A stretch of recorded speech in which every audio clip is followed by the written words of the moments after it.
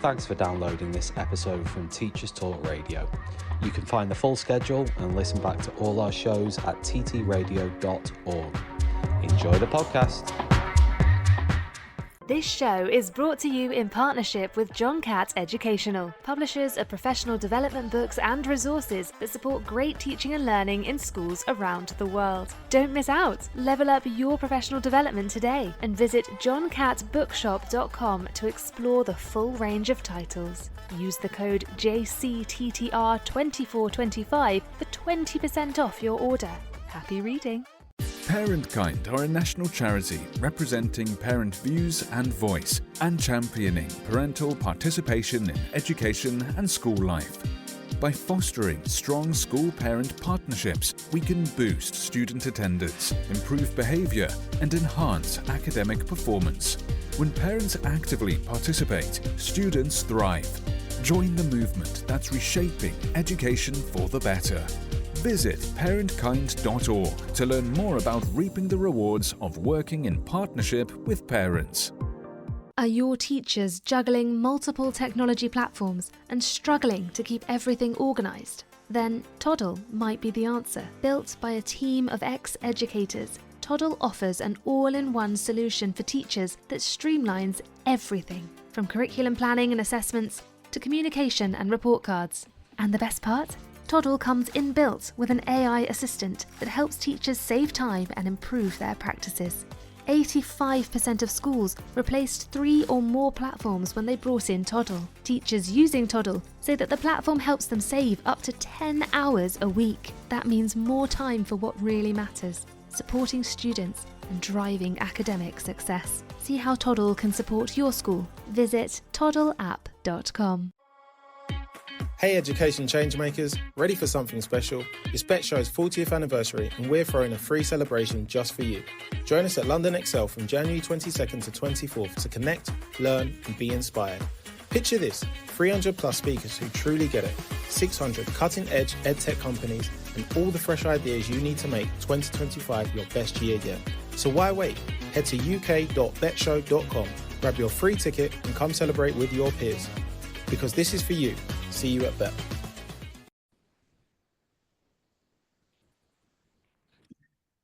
So welcome to Teachers Talk Radio. On today's show, we will be talking about the importance of teacher training when it comes to accompanying the introduction of technology to the classroom and in the school. What needs to be taken into account when it comes to supporting teachers to make it easy for them to incorporate technology effectively? How should schools approach teacher training? What role can events such as the Bet Show play in helping with this? Before I go any further, let me introduce my guests. So we have Dan Dreyer, and Dan is Head of Digital Learning and Timetabling at Steyning Grammar School and Sixth Form College. That's right. Yes. Hi, Dan. Would you like to say a little bit more about what you do and what your role is there? So I'm a maths teacher, but I'm also in charge of the digital learning. So we brought in a one-to-one scheme a number of years ago. And we have an iPad scheme, so all of our students have iPads in lessons. And I also construct the school timetable as well. And occasionally I teach the odd lesson when I get the chance. Great. Thank you, Dan. And we have EJ Quinn, who is BET's Head of Community Development. EJ, would you like to say a little bit more about exactly what you do as well? Yeah, I'd love to. Hi, thank you so much for having me on. I look after our glorious educator community, and we really do work very closely with that group across, K-12 maths, international, independent, state schools, very much trying to get to the heart of what's their pain points, what can we do to help them, how can we echo and amplify voices, and also how can we connect and help them collaborate, and that's at different levels. You've got SLT level, senior decision makers, and then you've even got support staff who really, really want to do good. And we also have parents as well. I mean, they're a group of people that are not a massive cohort for us, but they're really important. There's parents, especially with SEND children, who really want to find out more information and have someone to hold their hand, give them a bit of advice and help them do better. Fantastic. And my name is Graham Stanley, and I'm Head of I'm teacher development lead for the British Council. I'm based in Mexico City, so it's quite early for me this morning. So I'd like to kick off this discussion about teacher training and technology, asking you, Dan, in your role as head of digital learning, how important do you think teacher training is when it comes to helping a school or teachers implement new technology? Well, it's vital.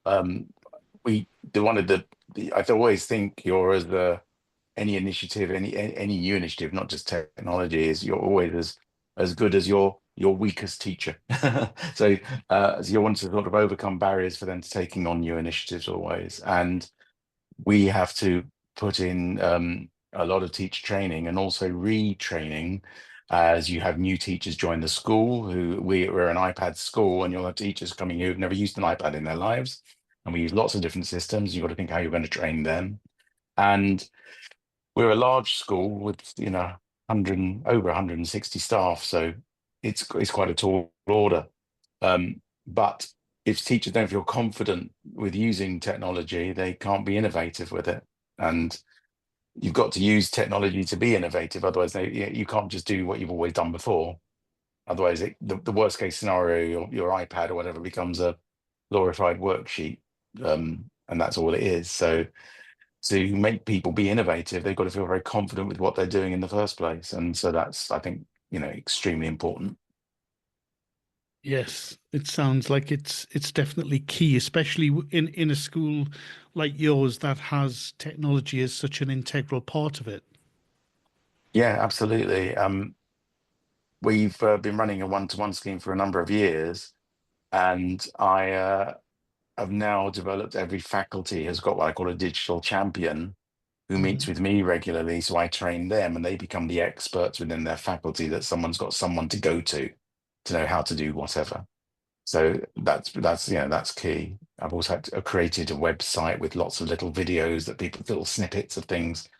And as someone asks a question, I'll create a little video and put it on that website so people can look up something just very quickly to see how to do something.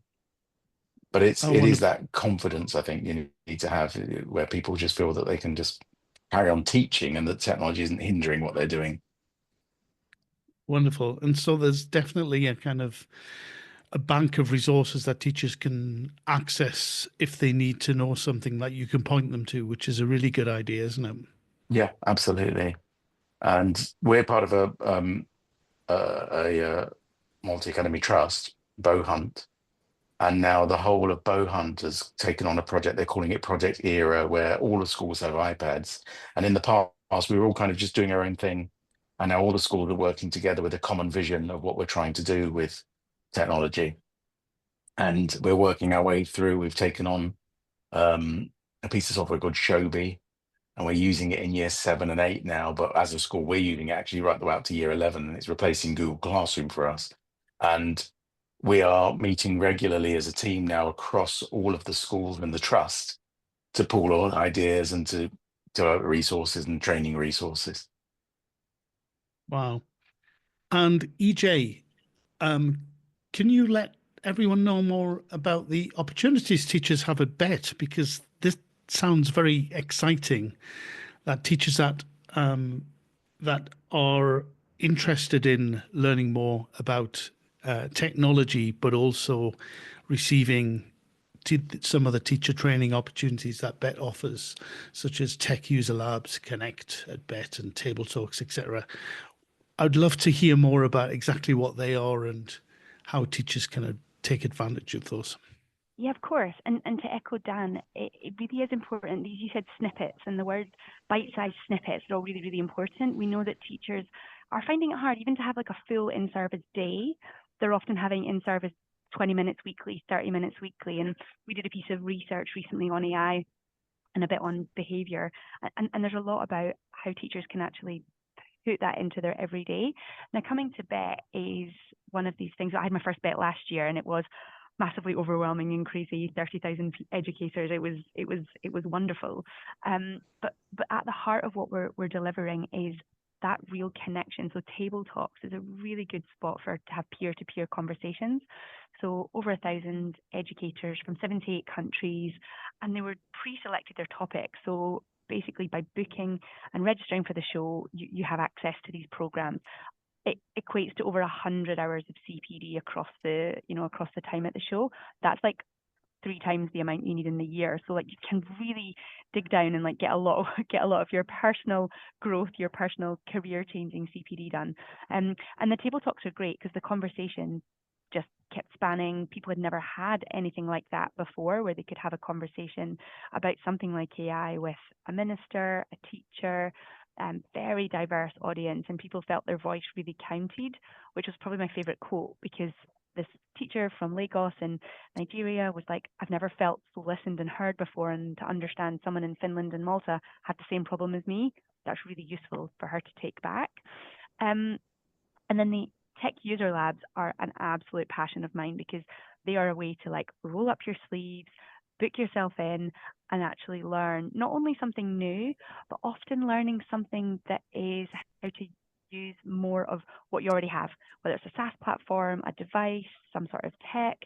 And I know schools in particular can be quite guilty of having this big roster, not doing an audit, and then thinking, oh, I didn't know we had access. I didn't know we were subscribed to this. And that can be a waste of money, and it can be nobody's had the training and the upgrades. So for tech user labs, it's a really good idea to say, right, actually, I'm going to come, roll up my sleeves, bring my device, and actually learn with peers and learn from the experts on what to do. And to encompass all of that, the show is important for sure. We'd love to welcome everyone along, and very accessible for whatever stage in the education journey you're on.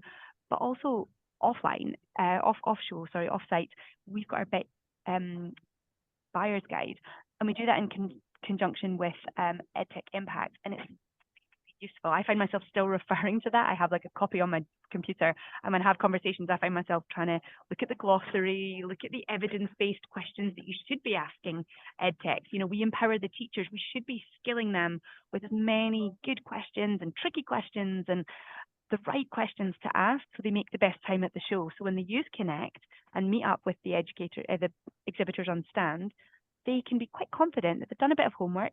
They maybe understand what their digital strategy is, if they even have one, and then they can actually ask some really good questions. And that for me is great, because that feels like we're empowering and upskilling whatever level you're at. And not even just for the BET show, you can go to any education show in the world and take our BET Buyer's Guide, which is free to download, and use it.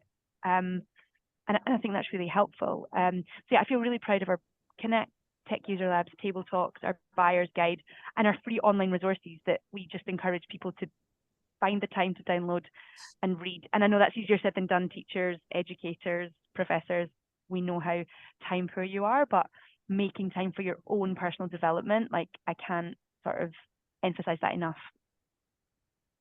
Thanks, EJ.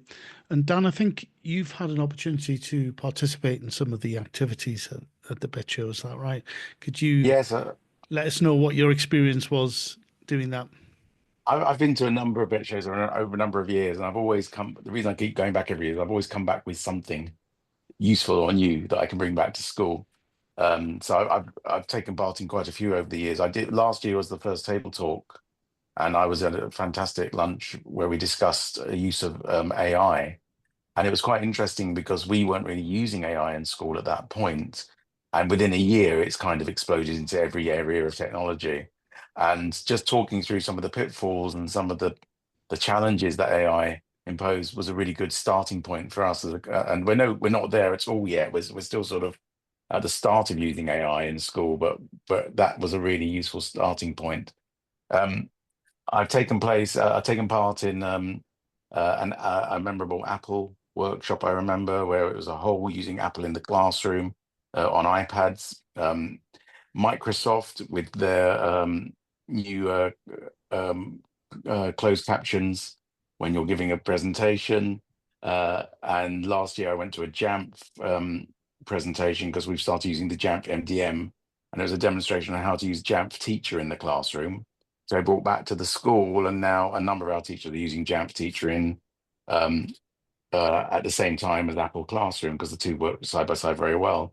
So I've always come back from BET with a very useful tool, and the sessions where you see something working with the demonstration, how it would work in the classroom, I find extremely useful, because you can just lift that and bring that back and sort of recreate that back at your own workplace as well. I've also found always over the years useful software. So as I've mentioned, I did the timetable, and I came back and we went and trialed and bought brand new timetable software on the back of the Bet Show, which our entire trust has now adopted. So we've changed the way we do the timetable because of the Bet Show. So I go every single year because I always know that there's going to be something that I'm going to bring back that's going to be extremely useful. Fantastic. Thanks, Dan. And both of you have mentioned AI, I think, and this is definitely something that is starting to become more of a concern. More teachers are more interested in it. I'd love to hear from you both how you think that has affected teaching, education in your context. What have you heard from teachers about this? What are their concerns, their apprehensions, and whether you think it's going to become even more important this year or next year, rather? Yeah, sure. I'm happy to kick off quickly. Yeah, I feel like AI is not going anywhere. It's a bit like the technology horse is bolted. It's a case of sort of playing catch up and working out actually what's relevant. So I think anytime I hear conversations, which I'm always willing to have and have these debates, is let's ban AI, let's ban this, ban. I just feel that's like such a negative way to look at it. I think it's about helping teachers with their resources. It's about training. It's about confidence. It's about education. We did a survey recently. We launched it in November. And I think it was like 69% of schools, so like 7 in 10 said, oh, we've not yet implemented AI technologies. But the ones that had said their primary goal was to try and reduce teacher workload.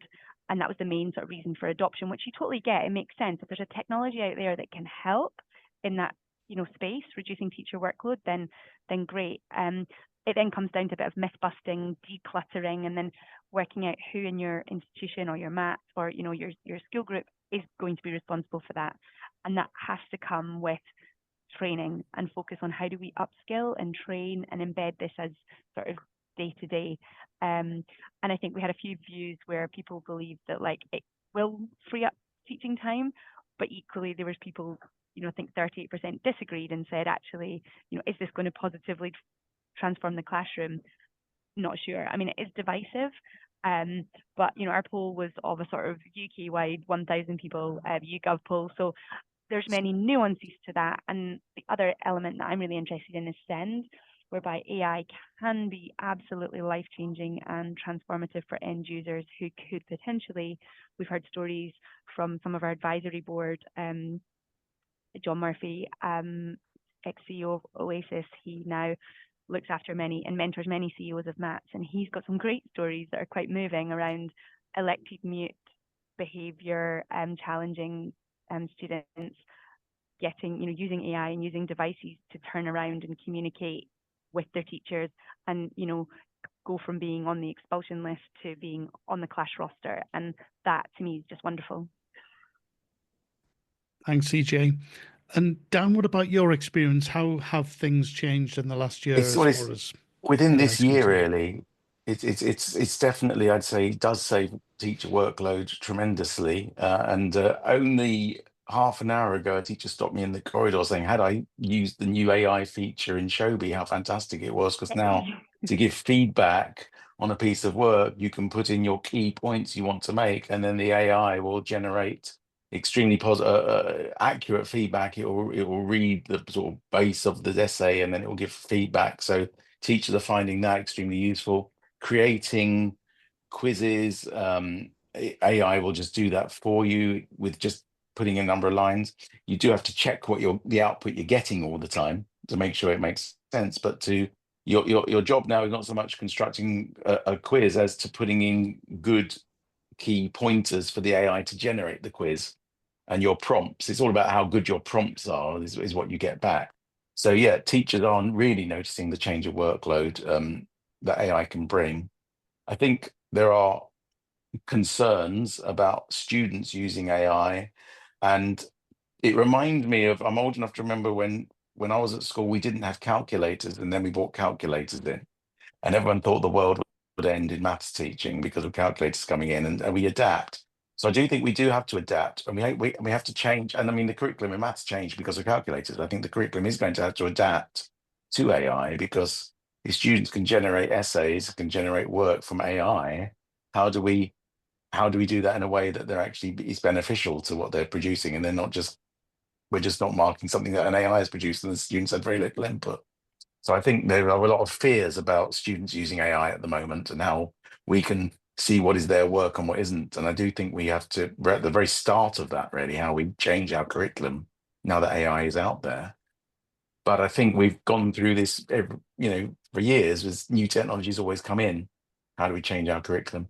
The Apple have just brought out a new calculator for the iPad, which enables students just to write down equations and sums and solve it and draw graphs. And I see that as very positive because I think, well, you just got to change the way you teach graphs. They can do a lot of investigation. But some schools are talking about we need to turn that feature off. We need to turn that feature off. Because I think if you want to just carry on teaching as you've always taught, these things are threatening. And so you have to Yeah, adapt how you teach, but the curriculum is going to have to change as well. And so AI, I think in our school at the moment is very much a teacher workload saving device. And students are probably using it, and we're probably not yet on top of that and how they're using that. And I think that's probably nationally, how do you, I know my own daughter's doing A-levels. She won't like me for saying this, but she'll often use AI to get a starting point for an essay. But then I say, well, now you've got to write your essay. You can't just use what AI has produced, but it gives her an idea of how to start the essay or give her a structure. So I think there's a place there. And I think when people do just use generative AI to produce something, it's fairly easy to tell that that's not their normal way of speaking. But we do maybe need more tools and more different ways of delivering the curriculum that will take that into account. And that's a national conversation, I think, that's just only just starting. definitely. I think for me, it definitely makes sense that as AI is entering the workplace, I know lots of people, I have lots of friends who work in different industries and sectors who are starting to use AI. One of them in particular is a coder, and he says that these tools have revolutionized the way that he programs now, and he can do things in a very different way and do things that he wasn't able to do before. So using AI, generative AIs as an assistant is started to be adopted. So it doesn't make sense that we try not to help our learners actually incorporate that in schools, for me at least.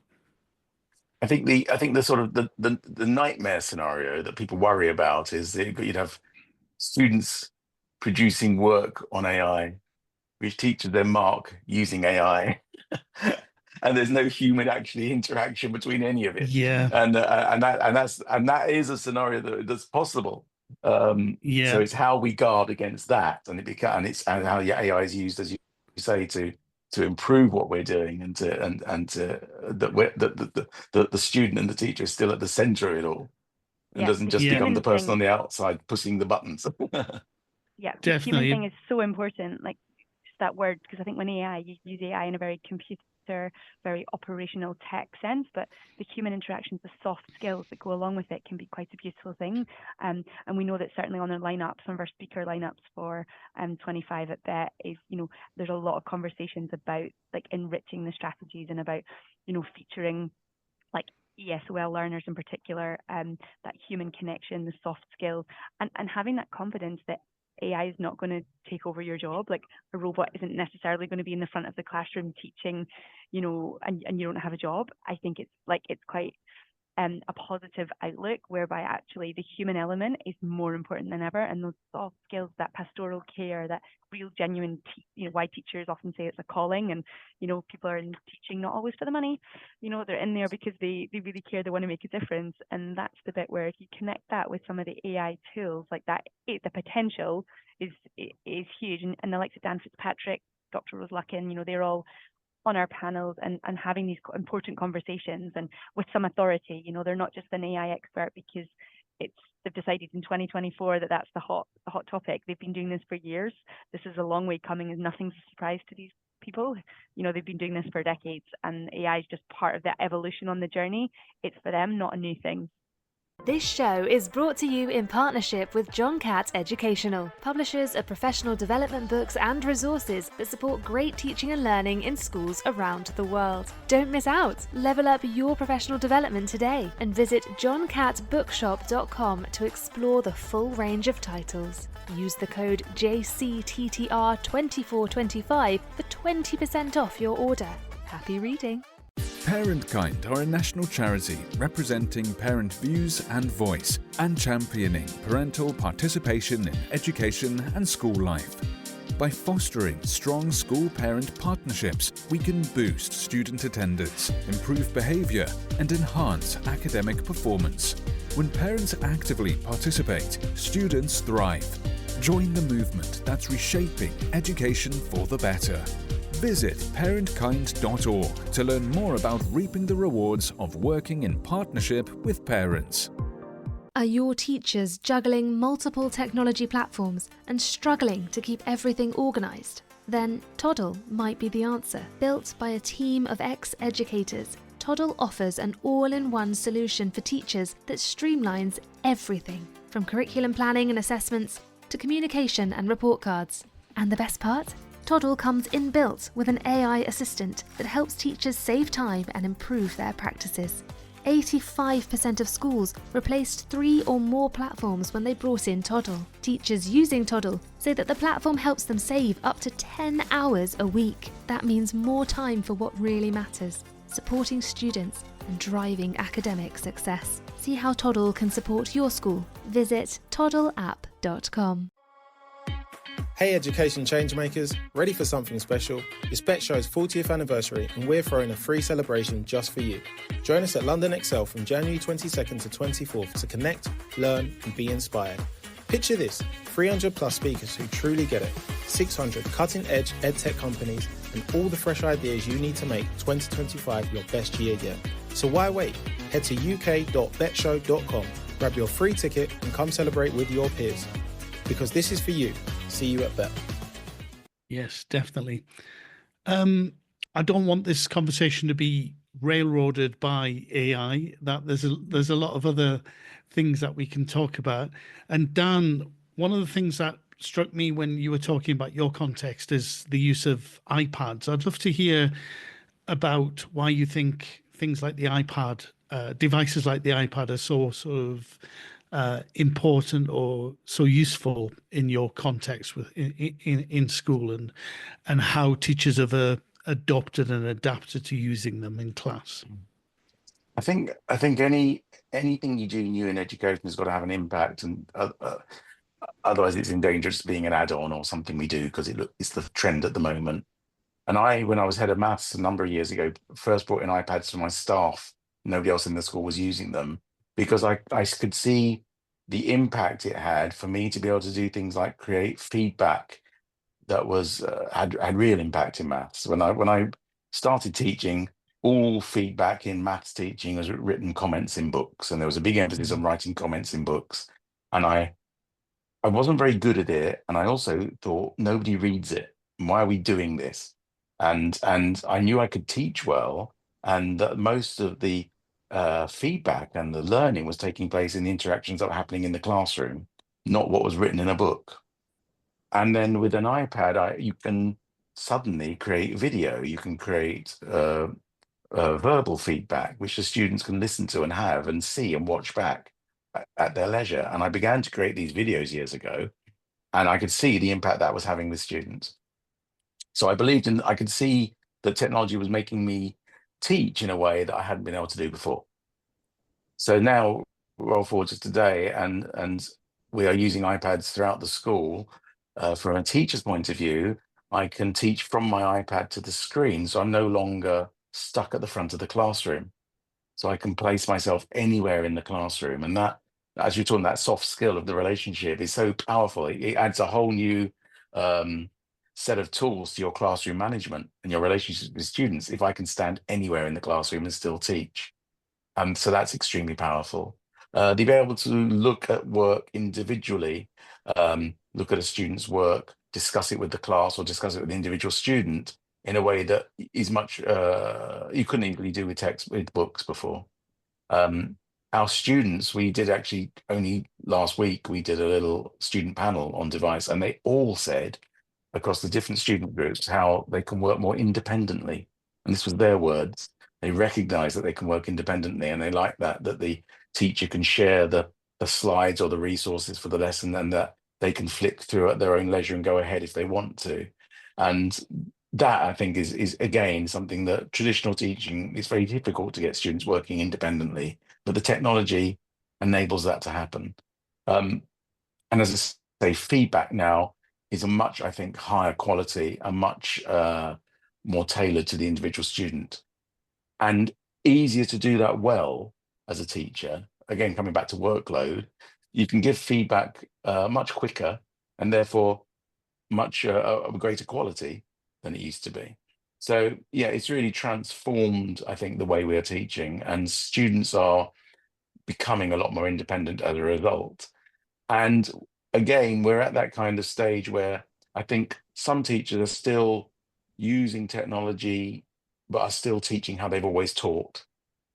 And a number of teachers are beginning to realize that they can really develop and change the way they're teaching that has a greater impact and is more efficient and has a more lasting impact. And that's, I think, where we're at now, that sort of transformation of teaching with technology. And the iPad just helps us do that. When I was looking at one-to-one device, I looked at lots of different devices, but I think the iPad, particularly with its video technique quality and its camera and sound, and the fact that it talks to all the platforms and it's quite compact, just for me ticks all the boxes. I know schools use other devices, use Chromebooks, use laptops, and that's absolutely fine. But for us, the iPad has, I think, the most educational software as well attached to it. So, you know, we're now using, as I say, Shobi, where all the students' work goes into one place. Teachers can mark their work, but when you're marking it, you can give a little bit of a voice note.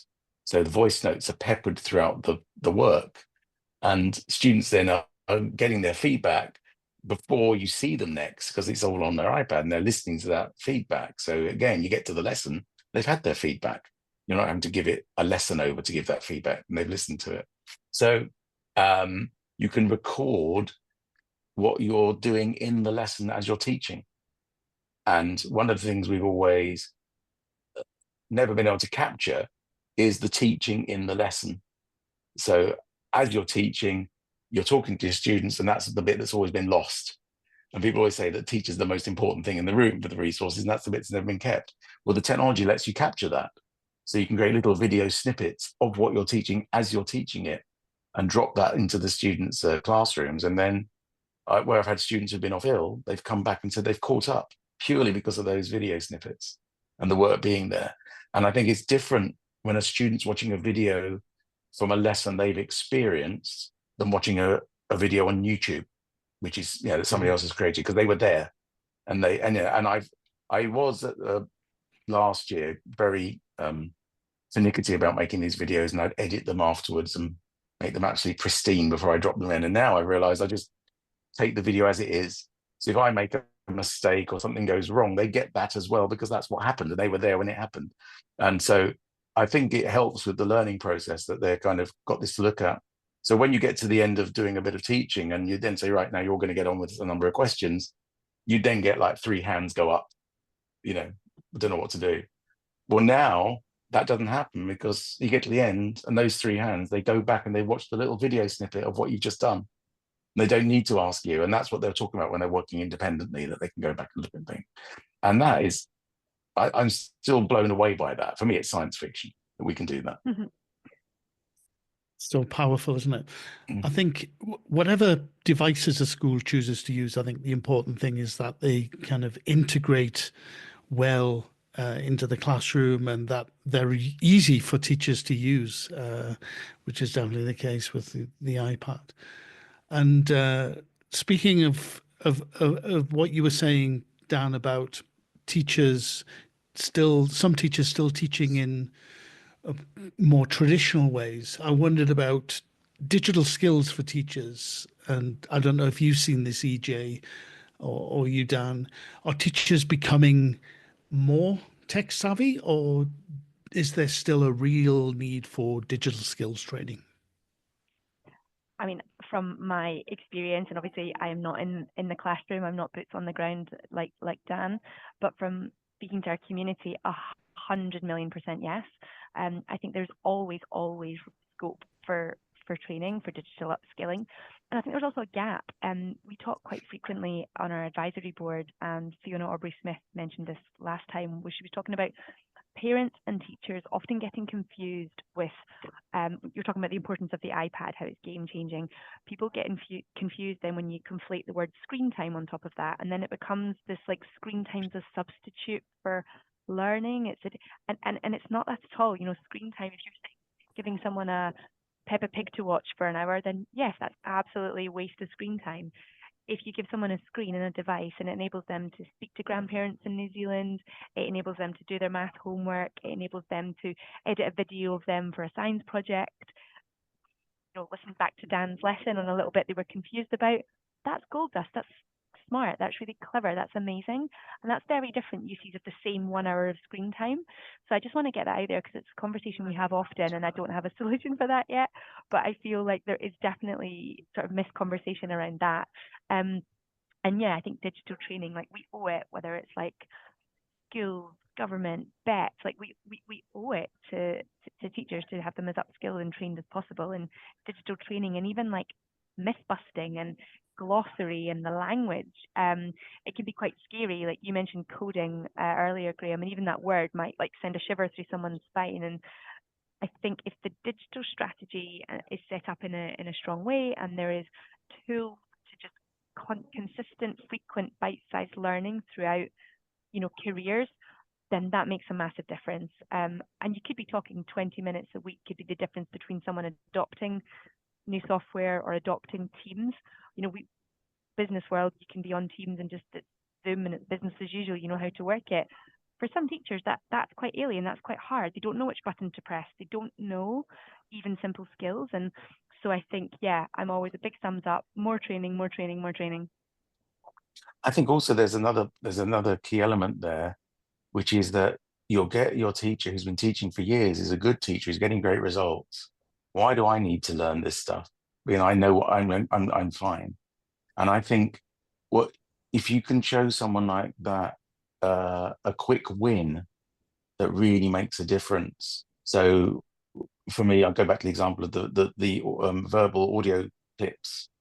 As soon as you show someone how quick it is to leave a voice note, you can see them go, oh, I want to do that because I can't do that at the moment. And I think people have got to see a reason to get upskilled rather than that our school's now got this technology and I've got to use it. Yeah. Teachers have got to have a reason to want to change what they're doing, because teachers, it's a hard job, and you can go teaching for a number of years and get to the point where you think I can do this now, I can teach now, I've got this, I know what I'm doing. Why do I need to do something differently? And I think it's seeing the impact and how quick and easy it is sometimes. So it's a little short, bite-sized chunk of something that is easy but is different and transformative. And you show a teacher something like that, and then they'll want to get some more training. And I think that's what it really needs. It's not enough just to sort of say, right, we're going to go up and use Zoom now. Well, I don't need to use Zoom, I'm fine. Yeah. So you've got to give people a reason, I think, to want to take on technology. And it's that vision of the transformation that technology can bring in the classroom, I think, that we really need to keep selling all the time, to see that teachers can see why we'd want to do this. Otherwise, it can be a journey that's being put sort of done to me rather than something I'm owning. And I think that's quite important. Yeah, that's a really good point. Can I just add one on segue into what you just said? There's the student voice as well. Like that's really important. Like we've seen it happen quite often where we've got a few sessions where the students, like sixth formers, whatever age, like the students will actually be showcasing and demoing the products, and the teachers are understanding how they interact with it, what they're doing. We had like this girl, 16-year-old Nami Joshi, on the Microsoft stand. She's a Minecraft ambassador. And some of the stuff she was doing, teachers were taking notes, watching the 16-year-old explain what she does, how she does it, the benefits. And I think that's really important, that upwards mentoring as well, where teachers can be asking students how they use it and not be afraid of the answer, not be afraid to explore how they're actually, accessing technology and how they're actually using the material, because that could be quite different from what it's intended, and that can actually open the collaboration between teacher and student as well. Absolutely. Definitely. Dan, I wondered about cyberbullying and safeguarding when it comes to technology and how that is addressed in your school, how you kind of approach that as students become more connected, as the world becomes more connected. I imagine that this becomes more of a concern for everybody involved. Yes, and I wouldn't say it's something that we've got fully the answer to.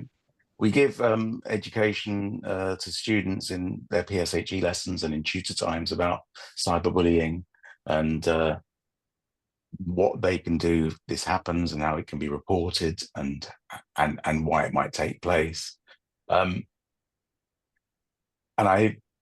there is difficulty at times because often this will spill over to outside of school and to what's happening at the home. And I think schools are getting more involved with that in a way that perhaps they didn't used to, because of course with cyberbullying, it never switches off. Whereas before, though, old-fashioned bullying, if you like, when you went home, you were free from it. But cyberbullying doesn't switch off. So schools are getting involved in ways to do with things that are happening at home and things like that in a way that they wouldn't have necessarily done before. Our heads of year have to mediate sometimes between students, sometimes between parents as well. But it's education, really. It's recognizing what students can do to protect themselves from that, I think, when cyberbullying takes place. And that you can, it's very hard, I think, for students to kind of switch off from a group, because it makes them feel more ostracized. They want to know what's being said about them behind their back. So it is a bit of a minefield, and I don't think we've got the full answer to this yet. No, I think as technology changes, as society adapts and changes as well along with it, I think we'll never have the full answer to how best to deal with it. But I think it's just important to keep on top of it as well, isn't it? I don't know, EJ, if you've seen. Sorry, I was going to Go say, ahead, it's not Dan. just cyberbullying, but students as well will find ways around things. So whatever safeguards you put in place, there'll be the student who finds the way around the filter, the way to get to a website that you've already blocked, and you're always blocking things and playing catch up and adjusting the filters, and students will then move around. There'll be a small group that will always try and get around things.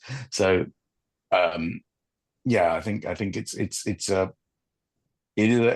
a new world, I think, although students are still students. But yes, cyberbullying has taken things into a wider forum and 24 hours a day in a way that it wasn't before. What about you, EJ? Have you seen an interest or concern in your line of work? Yeah, I think as a parent, my kids are only 2 and 4, but like, it breaks your heart thinking that they're just, in general, there is that sort of element out there that they have to deal with, which is different from, many people who've grown up, not digital natives. So there's that element to it. But there's also, but again, it's back to that soft skills. It's back to that kindness, like teaching kindness just from like the off, and also being kind to the bullies, because they're probably the ones that need the most help, and they're probably the ones that need the most coaching, support. And that to me is really important, because it feels like that's a really strong area where that, again, that pastoral care, where that teaching can come in. But there's also tools out there, again, like, technology is great. You've got like WaveNet, Microsoft, you've got Let's Start the Day and Tap My Emotions. How are your emotions? How are you feeling? Like, identifying that. And it starts in early years now, which I love to see, because I think identifying your emotions and becoming more emotionally intelligent and more coping strategies for how you deal with these feelings, these tiger breaths, these yoga classes, these kind of well-being for students, I think it might not solve it straight away, but it's certainly going to impact, I think, on that. And then I also think the social media element as well. There is definitely a parental responsibility there. We did a research study and we launched a bit about smartphone usage and about parents. Teachers sort of pointing the finger at parents, quite rightly in a lot of cases, where they're like, actually, if you're given no parental locks, free reign on an iPhone, on an iPad, and you're on these social platforms, Instagram, TikTok, Snapchat, like that is trouble. Like you're not, controlling that. So I think it's about having that kind of triangle of like the student, the education institution and teachers and parents as well.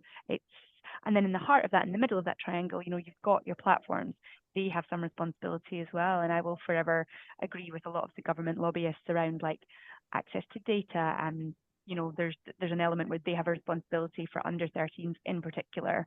But again, if a parent overrides that and says, "Oh, Joey's got, is 10 and has an Instagram account," well, you've opened that can of worms at that age, and that, is the fallout. So I don't have a solution. I have lots of stories, good and bad, in this space, and I really look forward to thinking that there's the two elements. There's the tech element, which can help resolve some of this, and there's also just the human element and the parents and teachers and student working together to try and resolve.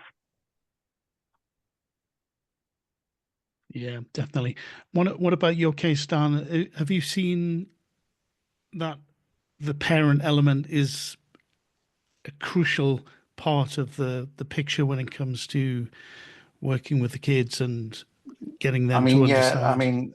Our iPads, for example, are controlled by an app that parents can have,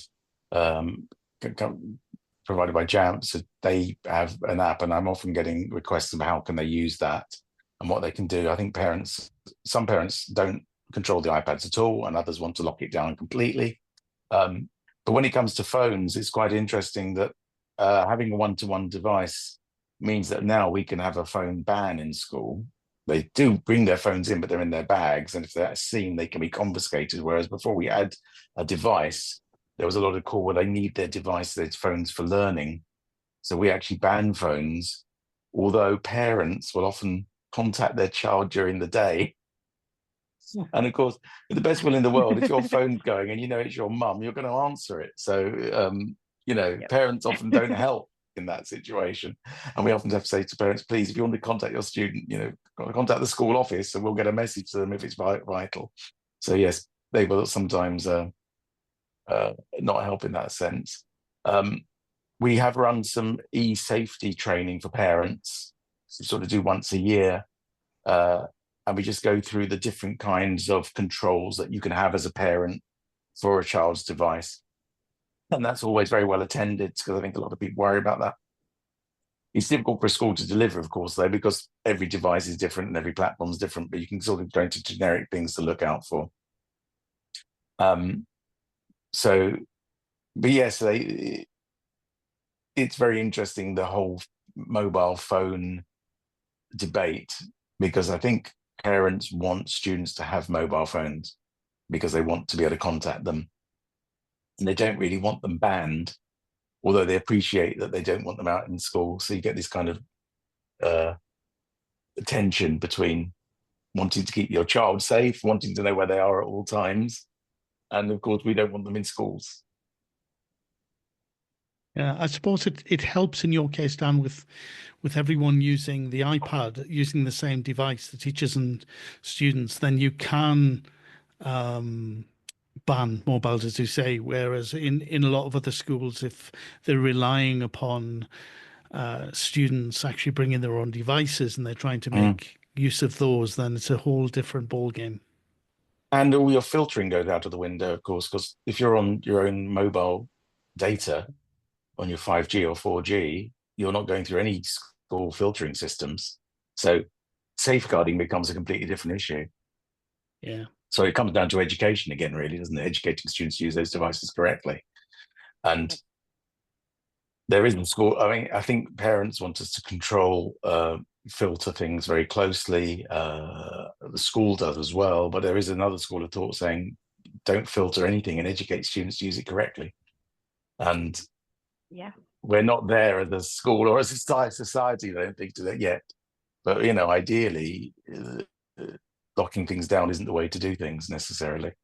But yeah, having the iPad has meant that we can ban phones in a way that we couldn't do it before.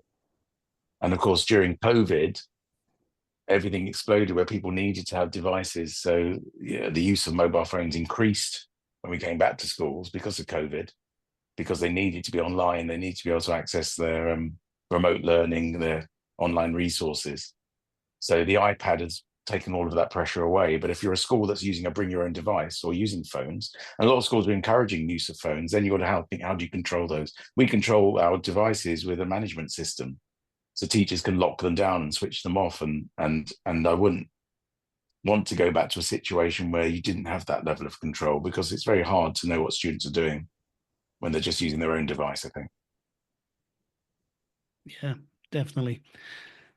And post-COVID, there's obviously, as you said, been an explosion in technology use, and the appreciation, I think, has increased from the point of view of teachers, but also parents, but also learners, of just how important technology can be. Is that the case of you both? Have you both seen that? Our And one-to-one scheme came in the year of COVID. how? And Right. we were going to Timing. launch it, and then suddenly it went from shall we do this to we've got to do this. Yeah. And Yeah. teachers who are kind of not tech savvy got skilled up very fast. So in that sense, COVID accelerated teacher training with using Zoom, using Google Meet, all of those kind of online platforms, using Google Classroom, all of the online platforms for posting work. We never did anything like that before COVID. And we knew we were going to move to all that. And I think what would have been a 5-year journey for staff became a 2-year journey, because people had to learn how to do things very, very quickly. And that goes back to what I was saying about a need. Why do I want to do this? Well, they had to because of COVID. So after COVID, the one-to-one scheme was in place.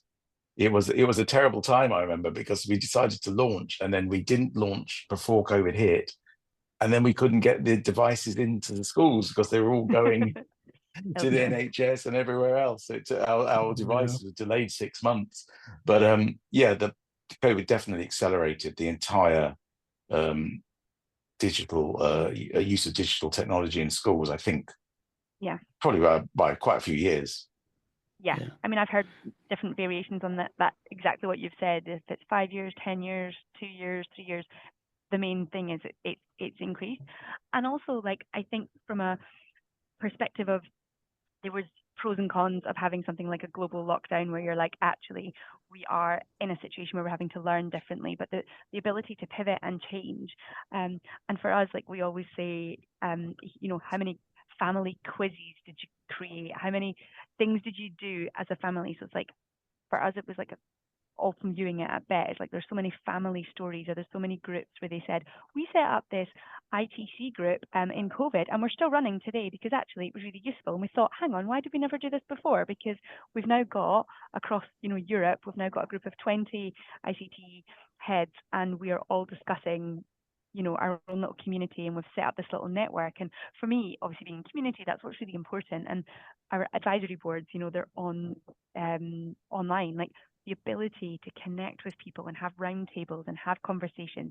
Dan, it will never replace the face-to-face, as you've said. Like there's a different element there, and I'm all for that. But the next best thing, if it's joining, virtually, then I think that is great. And even most people's grannies these days, they probably could get themselves on a FaceTime if pushed. Definitely. And so, drawing things to a close, because I know, Dan, that you have to go back into class very soon. Have you got any last words or any last things you'd like to talk about when it comes to technology and teacher training, etc.? I think on our own experience, where we're at with teacher training, I think we really have to have a vision for why we're using technology in schools, and how it can change the way we teach and transform the way we teach. And that has to be part of your teacher training. It's not just how to use the software, how to use the device. It's how it impacts teaching and learning and how it improves students' learning. And that's got to always be at the heart of what we're doing for any teacher training. Why are we doing this? What's the point of just using this technology? What difference can it make? How does it unlock? It's one thing to say students can be more independent, but what do you mean by that? And how does it unlock that? And how does that change the way you're delivering a lesson? I think we're kind of really beginning to ask those questions now, which I find quite exciting. Whereas 5 years ago, it was all about, well, what device should we use? and it's not about the device. It's how it's changing how we teach and how students learn. And then the real proof of the pudding will be how do their life chances change because of that? You know, how do their results improve? Do we see that coming through? Very, very wise words indeed, I think. And what about you, EJ? If there are teachers out there, as there surely are, who are interested in taking advantage of the BET show coming up, what do they do? How do they get involved? What do you recommend next steps for them? Of course. Firstly, I want to say, thank you. I think if you are a teacher and you're an educator, just thank you. You're doing a great job, and it's wonderful, and it definitely seems to be a calling. And I've had really great conversations with our community, and very much appreciated. So betshow.com. You can book your free ticket. Please come join us. Please come. We want to welcome you. We've got our tech user labs, our table talks. There's over 600 edtech stands, and don't panic. You won't be awkwardly standing around the stands. We've got a buyer's guide to help you. We've got a connect program that just makes you organize your day. But my biggest piece of advice is come to the Bet Show, please. Go online, get your ticket. But also betshow.com, all year round, you can have a look. And please do. There's free resources. And always reach out to me. You'll find me on the website. I'm always available to help connect people, because there is definitely people like you. If you think something's not for you, or you're the only one with this problem, I can guarantee you're not. And here at Bet, we'd love to connect you and help you problem solve. Great. So it only remains for me to say thank you very much, Dan. Thank you very much, EJ, for joining me for this discussion. I've really enjoyed talking to you both today. And I hope you have a great class, Dan. Yeah, enjoy your class. Thank you. You've been listening to Teachers Talk Radio. Tune in live and listen back at ttradio.org. We look forward to hearing from you next time on Teachers Talk Radio.